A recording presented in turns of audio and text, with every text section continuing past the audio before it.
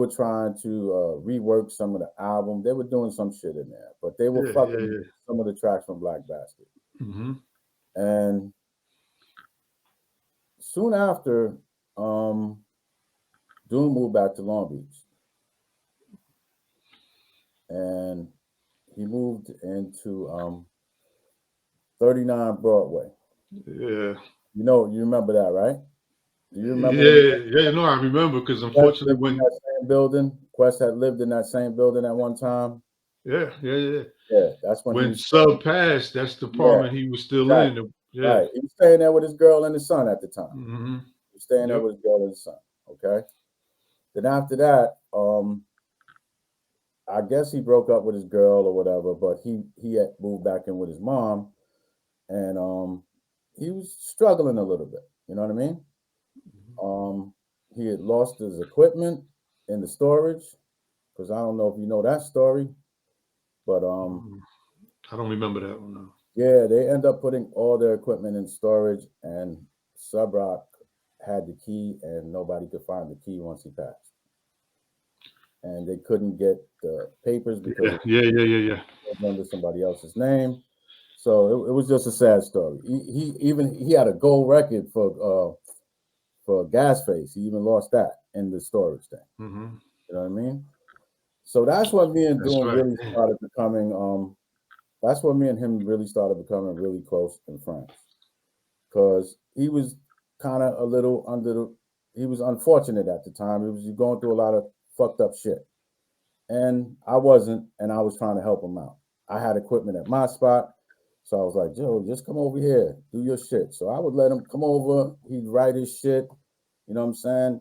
Some of the equipment he didn't know how to fuck with because some of his shit was different than mine, but I would show him how to do it, then he would start learning it, and then we would start making shit together. And this was Mm. before he even came up with MF Doom, okay? But he just had Doom. And then after a while, he met Grimm, and then he put the MF in there and all that other stuff. Right. But he was just coming up with the ideas, you know. And I would be sitting around him, and we'd just be like, drinking beers and smoking weed. And he's just like, he'll sit there for fucking hours, just like sketching shit out of like his little master plan of what he was trying to do or whatever. You know what I'm saying? Yeah. So it was like crazy, and I was like witnessing this shit, you know. But in the beginning, all the first 12 inches, they were all done in my crib in Long Beach. Um, Mm. so we recorded like the vocals, everything there, and then we just gave it to Bob, and Bob would send it off to get it mastered and stuff like that, and then put it on record.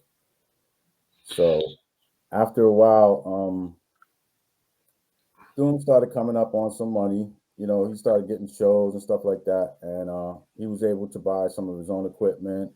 He moved in with Flock. Remember, he moved in with Flock when Flock was living in Jamal. You remember Jamal? Yeah, yeah, yeah, yeah. He moved in with Flock and Jamal when they was living uptown. Uptown. Yep. Yep. And he pretty much bought the same equipment that I had, so me and him could correspond back and forth. You know what I mean? Gotcha. So we would correspond back and forth, and that's pretty much how the Doomsday album was made. It was I hear a lot of different stories, but the album was made in Long Beach and Manhattan, because most of the stuff was tracked in Long Beach, and most of the vocals were done in Long Beach.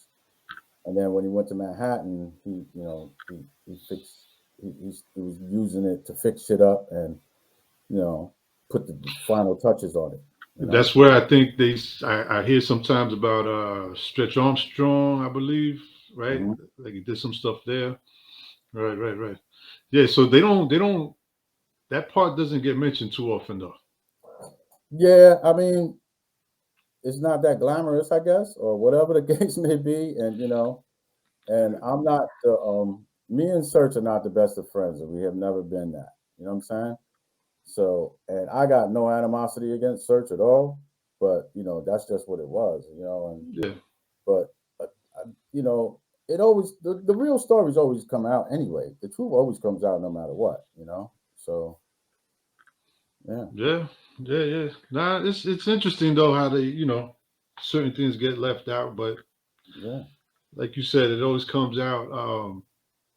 Now the last thing, and then Sincere, I'll give it back to you. So 1999, 2001. I know there's like a re-release in 2001, Mm-hmm. right? But obviously you had already worked on it before the re-release.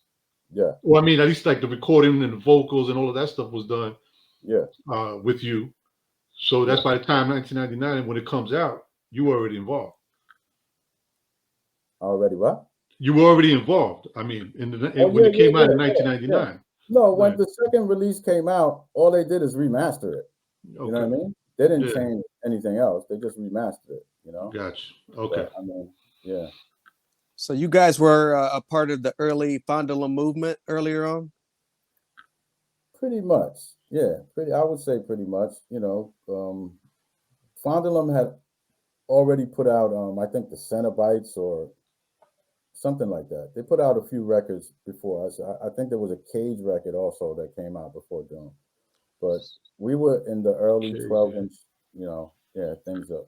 I mean, I would even go to Footworks with Doom when he was trying to get them, to put the record out and the whole shit, And me and Bob